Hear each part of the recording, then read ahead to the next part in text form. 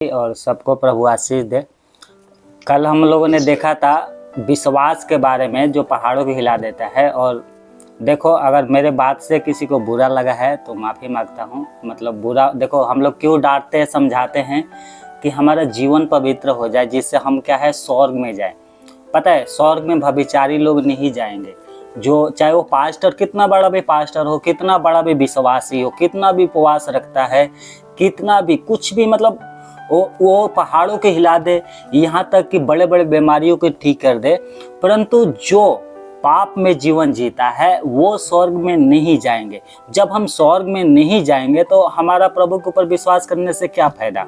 बहुत से लोग बोलते हैं हम दान देते, दशवांश देते हैं, उपवास रखते हैं, संगति में आते हैं, परंतु जीवन क्या है पवित्र नहीं है। तो जब तक जीवन पवित्र नहीं होगा, जब तक हम क्या है पहाड़ों को नहीं हिला सकते। कल का जो वचन था मैंने सबसे ज़्यादा क्या है बच्चों के ऊपर बोला था, है ना। तो बच्चे लोग तो समझ गए होंगे। आज जो हम देखेंगे, आज हमारा लास्ट है, आज के बाद आज छठवां दिन है ना। तो आज ख़त्म हो जाएगी, कल संडे है, कल सब अपनी आराधना में जाएंगे, है ना। तो प्रभु आप सबको आशीष दे।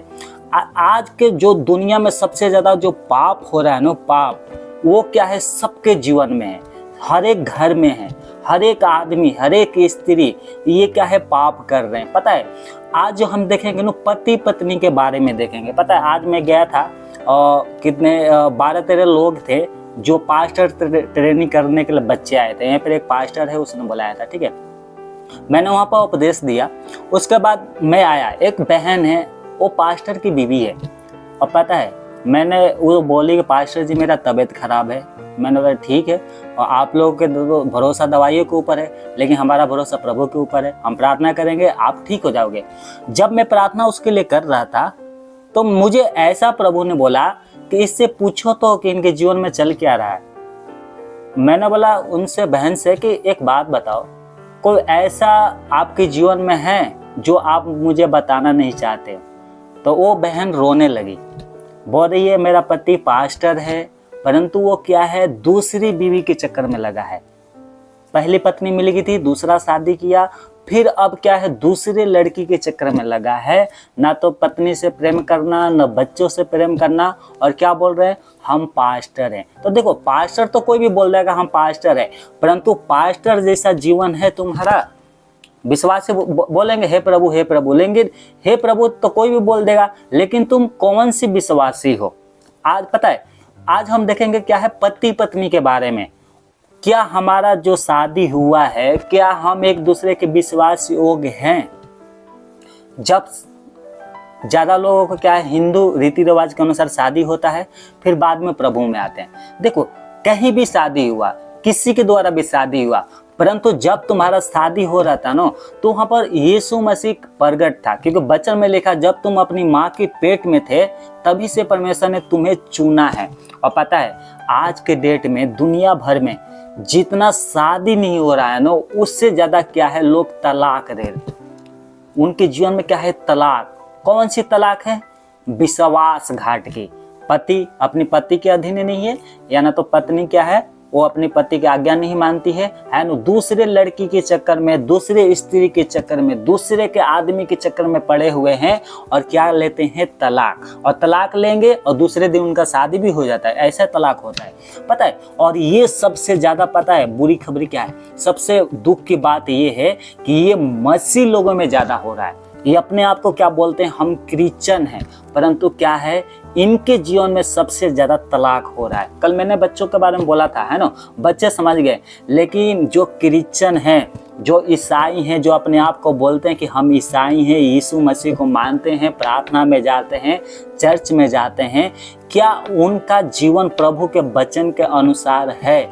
अपने आप को जांचना है। देखो, मैं यहाँ पर एक वचन पढ़ेंगे, पता है पुरुष के बारे में परमेश्वर कहता है। पुरुष के बारे में परमेश्वर कहा है मलाकी 2:14 में क्या लिखा है, इसलिए क्योंकि यहोवा तेरे और तेरी उस जवानी की संगनी और वो विवाही हुई स्त्री के बीच साक्षी हुआ था, जिससे तू विश्वासघात किया है।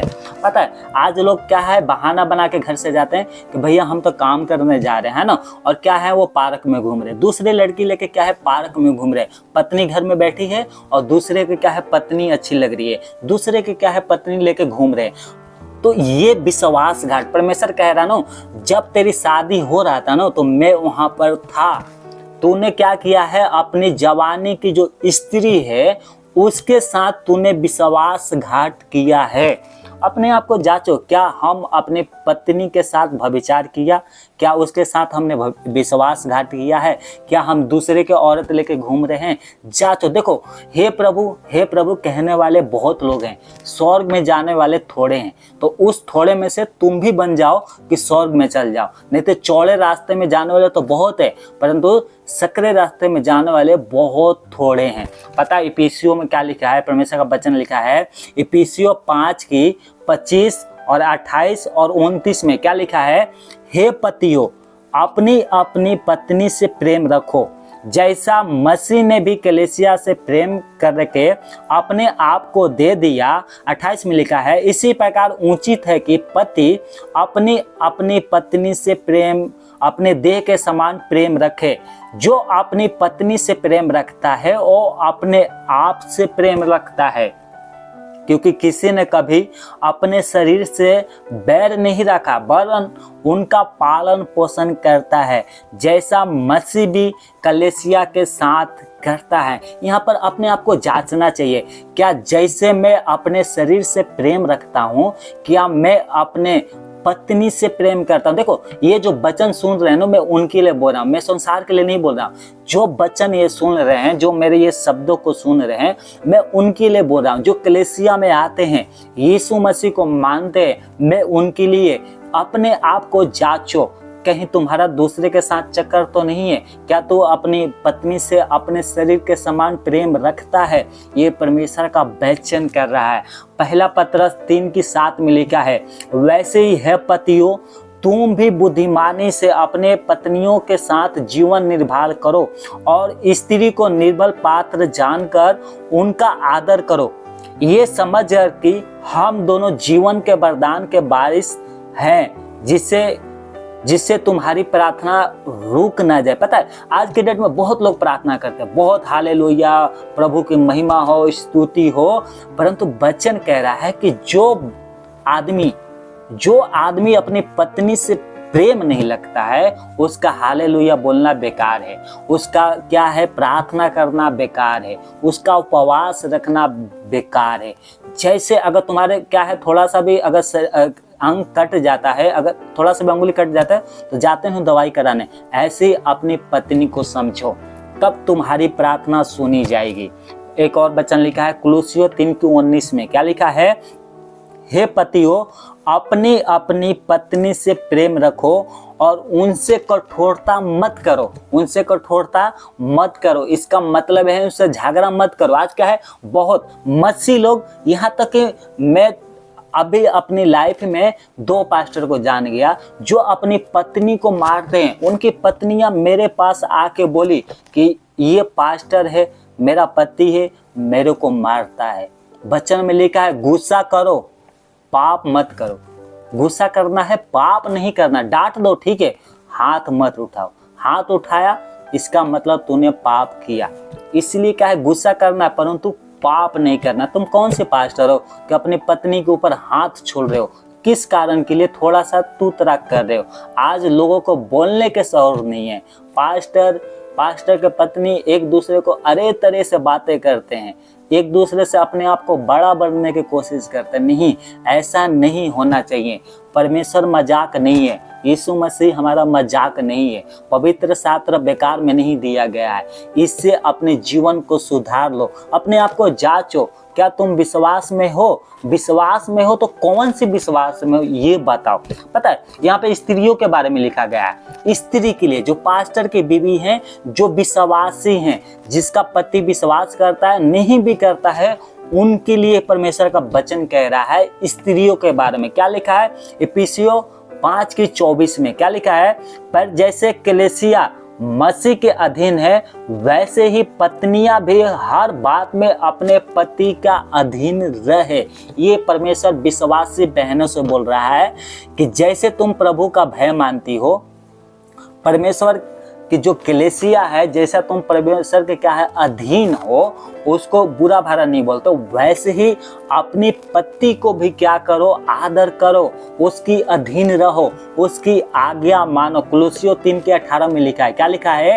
हे पत्नियों, जैसा प्रभु में उचित है वैसे ही अपने अपने पति के अधीन रहो। देखो ये वचन मैं क्यों बता रहा हूँ, बहुत से लोग हैं जो नहीं पाता है। पता है जब मैं बाइबल कॉलेज में था तो आज से ये कम से कम 4 साल पहले वचन लिखा था। वचन ये ढूंढ कर मैंने लिखा था और ये शादी ब्याह में भी बताया जाता है, परंतु लोग एक कान से सुनते हैं, दूसरे कान से छोड़ देते हैं। मैं आज सोच रहा था सुबह से कि हे प्रभु क्या प्रचार करूं, क्योंकि जो विश्वास का जो पहाड़ों के हिलाने वाला टॉपिक था उसमें 5 ही पार्ट था, वो खत्म हो गया है और उसका वीडियो यूट्यूब पे है ना।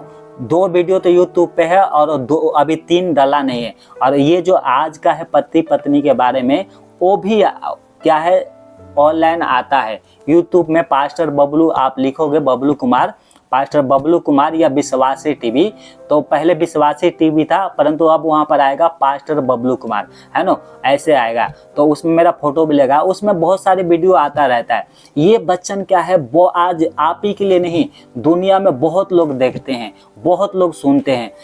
सिर्फ सुनने वाला नहीं, इस पे चलने वाला बढ़ना है। मसीह का ये जीवन है, एक बहन का ऐसा जीवन होना चाहिए जैसा परमेश्वर का वचन कहता है। अगर वो ऐसा करेगी तो लिख के ले लेना, लाइफ में कभी भी नीचे नहीं गिरेगी, कभी भी उसका तलाक नहीं होगा। आज तलाक, पता है मैं रिसर्च कर रहा था तो 94% गूगल में दिखा रहा है, 94% दुनिया भर में तलाक हो रहा है। मतलब 100 में से 94 कितना 94 लोगों को क्या हो रहा है, तलाक हो रहा है। मतलब 100 शादी हुआ, 100 में से 94 लोगों को तलाक हो रहा है, हर रोज हो रहा है। क्यों हो रहा है? विश्वास घाट के कारण। लिखा है यहाँ पर इफिसियों 5:32 में, क्या लिखा है? ये भेंट तो बड़ा है पर मैं मसीह और कलीसिया के विषय में कहता हूँ। क्या कहता हूँ? उत्पत्ति 5:2 और उसकी 18 में लिखा है, क्या लिखा है? परमेश्वर ने उन्हें नर और नारी करके मनुष्य की सृष्टि की और उन्हें आशीष दी और उनकी सृष्टि के दिन उनका नाम आदम रखा। ये परमेश्वर का वचन कहता है। आदम में से किसको बनाया परमेश्वर ने? हवा को, दूसरा नहीं बनाया था। देखो एक आदमी को, एक औरत को बनाया। पर आज के डेट में लोग नो हर एक बात में ताना मारते हैं कि मैं तुझसे तलाक ले लूंगा। भैया तुम अगर इतना ही तलाक लेने के शौक है नो, तो मैं तुमसे कहता हूँ पत्नी के तलाक दे दो, लेकिन जिंदगी में कभी शादी मत करो और जिंदगी में किसी लड़की के पास मत जाओ। तब मैं मानूंगा कि तुम विश्वासी हो, तुम परमेश्वर की आज्ञा को मानते हो। पता है लोग तलाक लेते हैं इसलिए कि हम दूसरी शादी कर सके, सिर्फ बहाना होता है। आज के डेट में बच्चे पैदा नहीं होंगे ना औरतों के, तो तलाक लेंगे। किस में गलती है भाई? औरत में गलती है, इसलिए हम तलाक देंगे। साइंस कहता है कि जब तक आदमी में, देखो सबसे ज्यादा जो कमजोरी है ना, प्रॉब्लम है, वो आदमी में है। आदमी की वजह से आज औरतों को बच्चे नहीं हो रहे हैं और उनको तलाक देके दूसरी शादी करते हैं। थोड़ा अपने आप को इलाज करा लो, है ना, अपने आप को डॉक्टर के दिखा लो, तुम्हारे ही अंदर कमियां निकलेगा, किसी स्त्री के अंदर नहीं निकलेगा। सबसे ज्यादा 100 में से समझो 90% पुरुष में क्या है, कमी है। क्या कमी है? उनकी सेल नहीं है, वो क्या है, वो बच्चे पैदा नहीं कर सकते। और किस पे दोष लगाते हैं? औरत के ऊपर, कि मेरी पत्नी के अंदर खराबी है। एक मैं बिहार में गया, हमारे रिश्तेदार में के थी, है ना, बोलिए कि इसमें खराबी है। मैंने बोला पगला गई हो क्या? इसमें खराबी नहीं है, तुम्हारे लड़के में खराबी है, जाके टेस्ट कराओ। और पता है जब टेस्ट कराया ना तो सच में लड़के ही में खराबी है। आज अपने आप को जांचना चाहिए। यहाँ पर लिखा है उत्पत्ति 5:2 में जो पढ़ा था, पहला पतरस 3:6 में क्या लिखा है? पत्नियों के लिए परमेश्वर का वचन कह रहा है, जैसे सारा अब्राहम की आज्ञा में रहती थी और उसे स्वामी कहती थी, तुम भी यदि भलाई करो और किसी प्रकार के भय से भयभीत ना हो तो उसकी बेटियां ठहरोगी। किसकी? परमेश्वर की। पता है, अब्राहम का पत्नी जिंदगी में कभी भी अब्राहम को तू तराक से बात नहीं किया। उसको क्या बोलती थी? प्रभु, स्वामी। आप का मतलब होता है प्रभु। आप अपने पतियों को आप बोलो, अरे तरह से बात मत करो। आज के पत्नियां क्या है? तू तराक से बात करती हैं। तू तराक से बात करने का मतलब क्या है? कुछ पति का आदर नहीं है। नहीं, ऐसा नहीं करना चाहिए। अगर तुम पहले करते हो तो अभी जीवन को सुधारो और अपने क्या करो? पति का आदर करो। और यहाँ पे लिखा है तीतुस 2:5 में क्या लिखा है?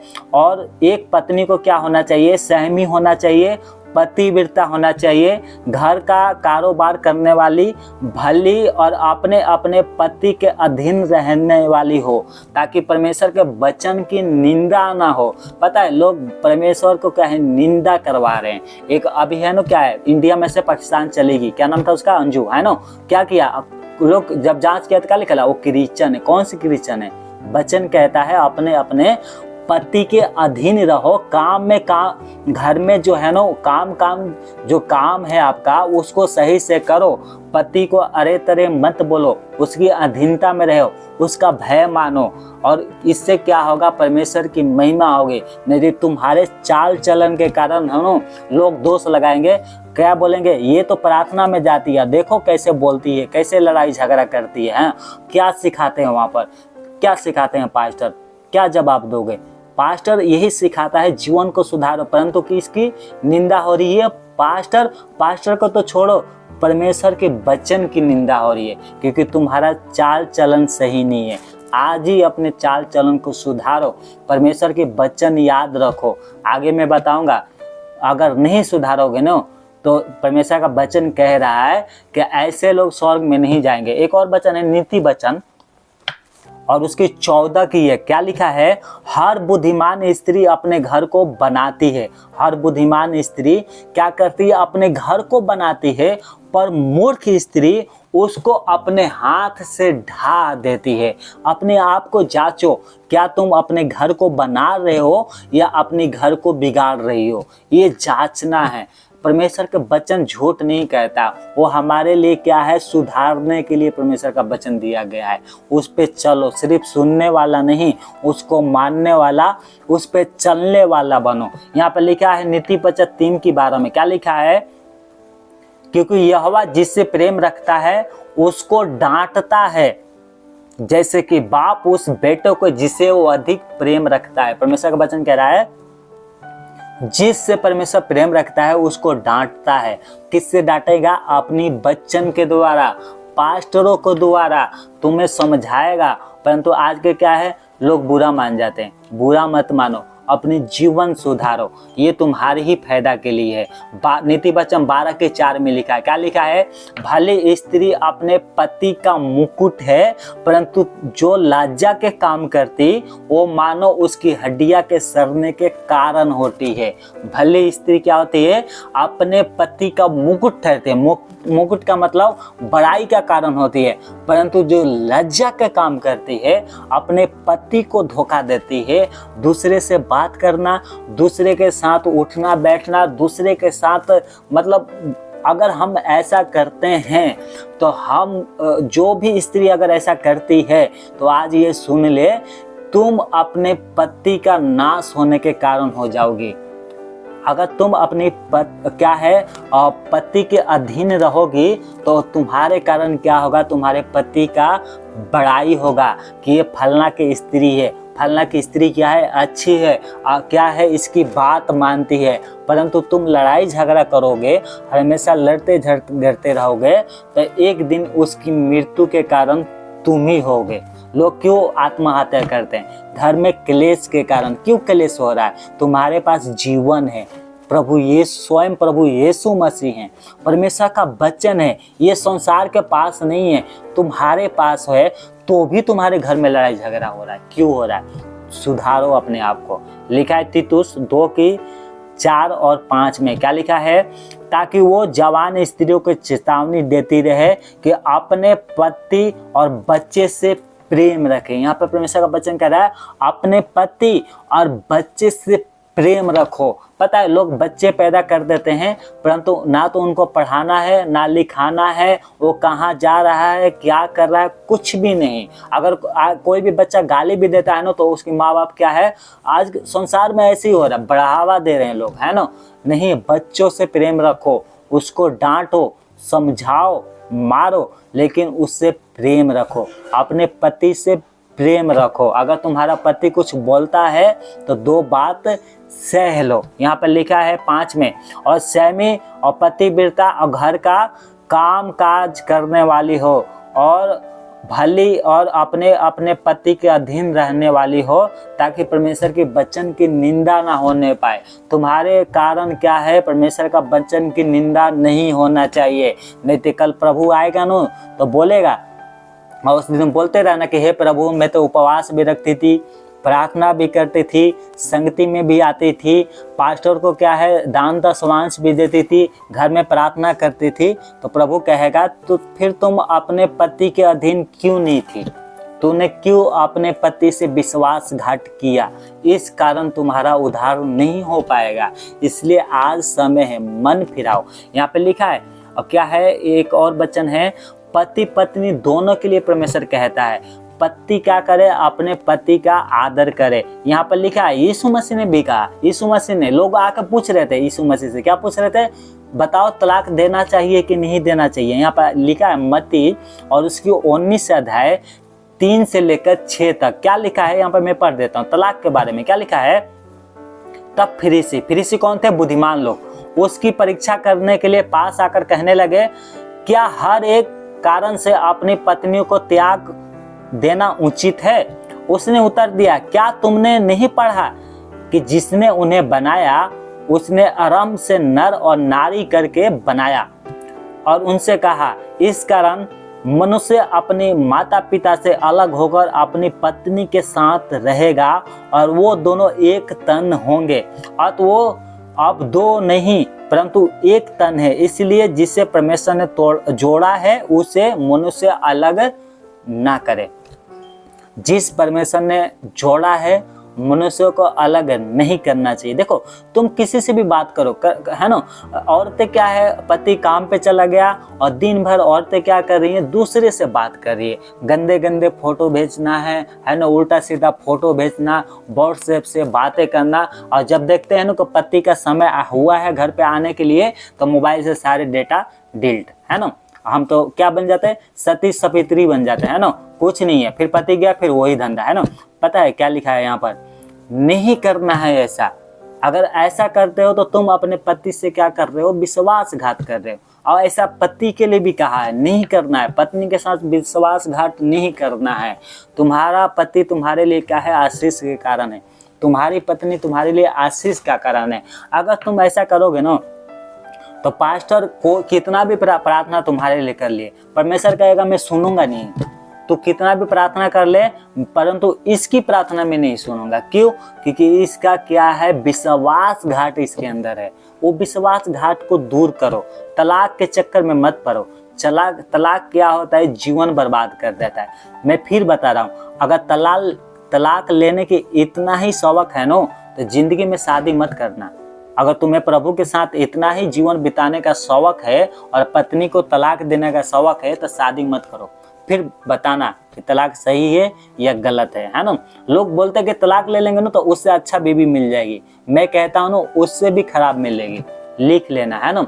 यहाँ पे लिखा 1 कुरिन्थियों 7 की 2 से 5 तक पौलुस अपने कलीसिया, परमेश्वर की कलीसिया को, विश्वासियों को समझा रहे हैं। क्या बोल रहे हैं, परंतु व्यभिचार के डर से हर एक पुरुष की पत्नी और हर एक स्त्री का पति हो, पति अपने पति का हक पूरा करे, वैसे ही पत्नी भी अपने पति का।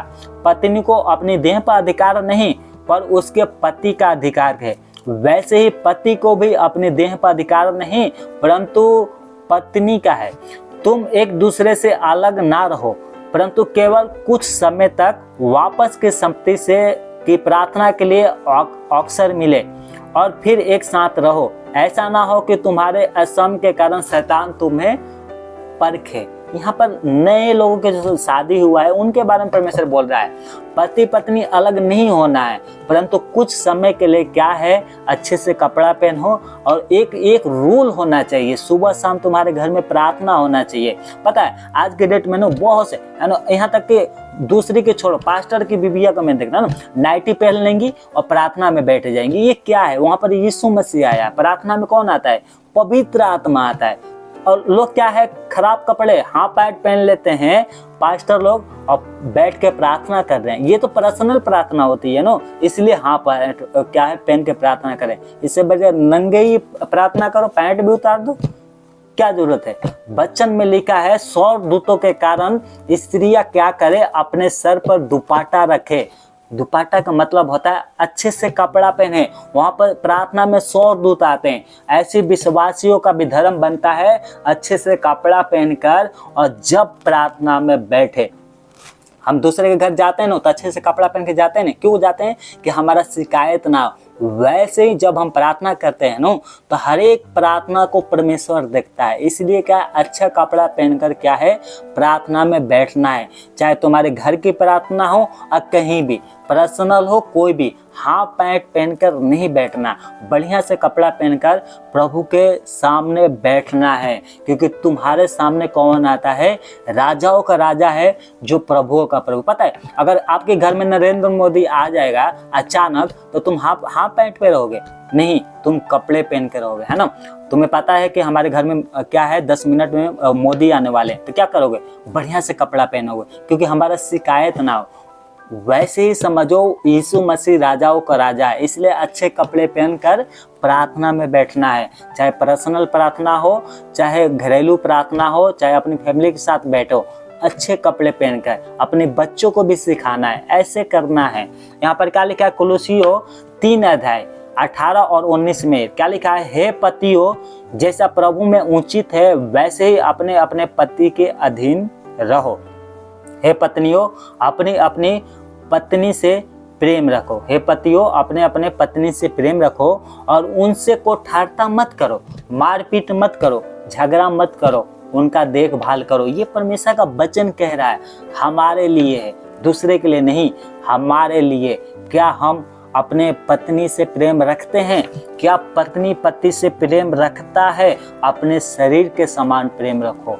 यहाँ पे लिखा है पहला पतरस 3 की 1 से 7 तक। यहाँ पे लिखा है हे पत्नियों, तुम भी अपने अपने पति के अधीन रहो। इसलिए यदि इनमें से कोई ऐसा हो जो वचन को ना मानता हो, तो भी तुम्हारे भय सहित पवित्र चाल चलन को देखकर बिना वचन के अपने अपने पत्नी के चाल चलन के द्वारा खींच जाए और तुम्हारा श्रृंगार दिखावती ना हो, अर्थात बाल गुंडने और ना सोने के गहने, ना भांति भांति के कपड़ा पहनना, परंतु तुम्हारा छिपा हुआ और गुप्त मनुष्य तत्व नर्मता, मन की दीनता, अविनाशी सजावट से सुरक्षित रहे, क्योंकि परमेश्वर की दृष्टि में इसका मूल्य बड़ा है। और पूर्व काल में स्त्रियां भी जो प्रभु पर आशा रखती थी, अपने आप को इसी रीति से संवारती थी और अपने अपने पति के अधीन रहती थी। जैसे सारा अब्राहम की आज्ञा मानती थी और उसे स्वामी कहती थी। और तुम भी यदि भलाई करो और किसी प्रकार के भय से भयभीत ना हो, तो उसकी बेटियां ठहरोगी। किसकी? परमेश्वर की। पता है फैशन जो है ना, फैशन ये क्रिश्चियनों में ज़्यादा दिखाई देना पड़ता है। क्या है? लड़कियां है क्या छोटे छोटे कपड़े पहन लेंगी, प्रार्थना में आएंगी। नहीं करना है, ऐसे नहीं पहनना। अच्छे कपड़ा पहनो। जिस देखो एक श्रृंगार करने के लिए बहुत सारे कपड़े आता है, छोटे कपड़े नहीं पहनना है। परमेश्वर के वचन को क्या है? शिकायत नहीं होना चाहिए। परमेश्वर का शिकायत आपके जीवन से नहीं होना चाहिए।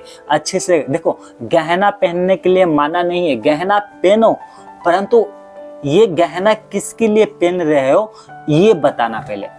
गहना पहनना है ना, गहना श्रृंगार करना है, परंतु भांति भांति के नहीं पहनना है। जो क्या करते हैं, 3 ताला झुमका पहन लेंगे, है ना, एक नाक में है, पता है कान में, आज के डेट में ना कान में 3-4 जगह लोग पहनते हैं, है ना, एक ऊपर, एक बीच में, एक नीचे। ये कौन सी स्टाइल है, ये कौन से श्रृंगार है, ये क्या है, शैतानी श्रृंगार है। नहीं, कान छेदवाओ, पहनो, अच्छी बात है, श्रृंगार करो, अच्छी बात है, परंतु दुनिया को दिखाने के लिए नहीं, अपने पति को दिखाने के लिए श्रृंगार करो।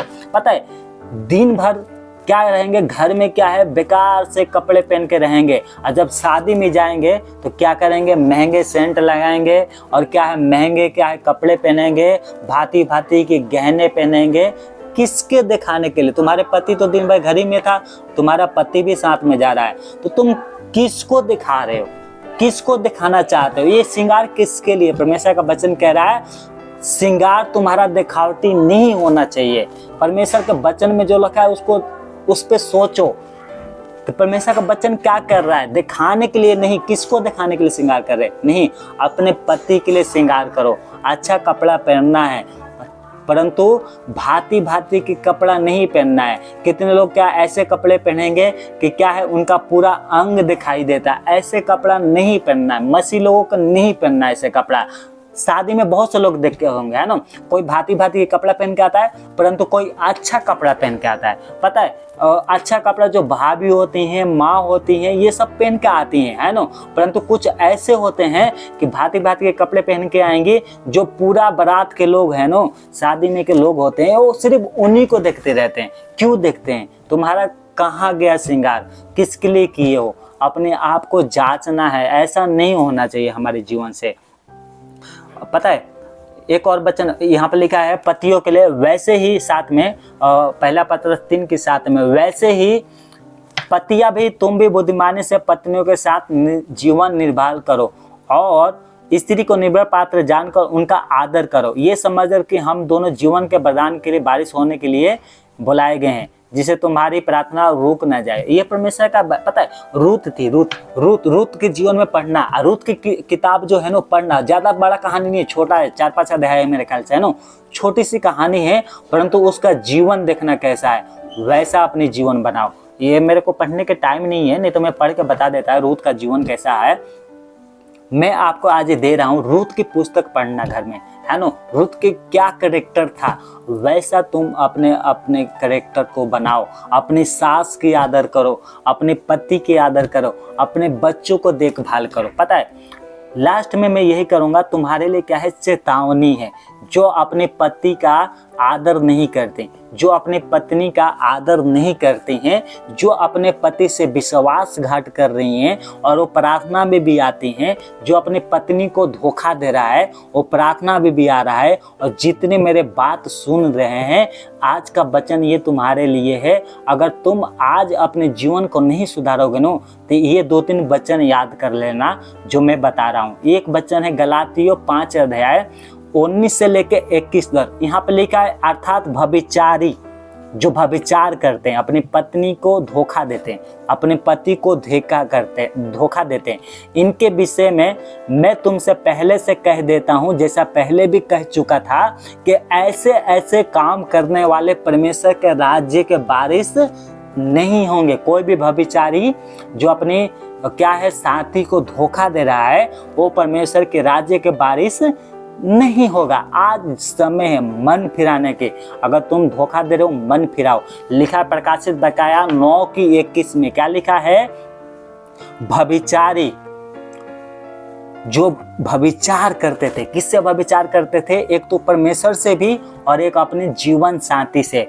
परमेश्वर कह रहा आज मैं तुम्हें मौका दिया है मन फिराने के लिए, मन फिराओ। परमेश्वर उस समय भी मौका दिया था उन लोगों को, आज भी कर रहा है, मैंने उनको मौका दिया मन फिराने के लिए।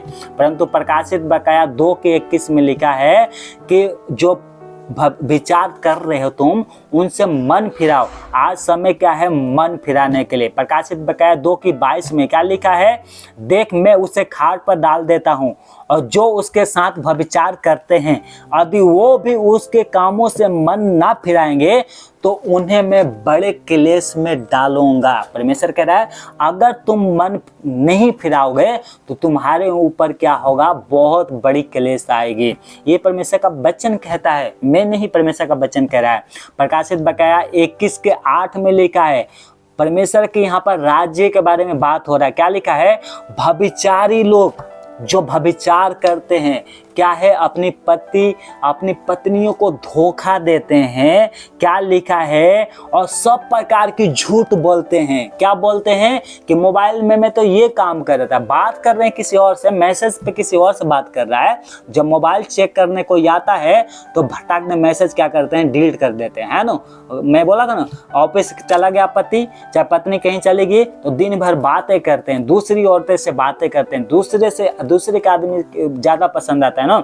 यहाँ पर लिखा है व्यभिचारी और सब प्रकार की झूठ जो तुम अपने जीवन साथी से बोल रहे हो, वो उनका क्या होगा, वो भाग जो तुम कर रहे हो आज उस झील में मिलेगा जो आग और गंधक से जलती रहती है। ये दूसरी मृत्यु है। व्यभिचारी लोग उस झील में मिलेंगे जो नरक है, वहां पर जाएंगे। यहाँ पर लिखा प्रकाशित बकाया 22:15 में, व्यभिचारी और हर एक प्रकार की जो झूठ का चाहने वाला होगा, गढ़ने वाला होगा, वो बाहर रहेगा, स्वर्ग में नहीं जाएगा। स्वर्ग से क्या रहेगा, वो बाहर रहेगा। इसलिए मैं कहता हूँ अपने जीवन को सुधार लो।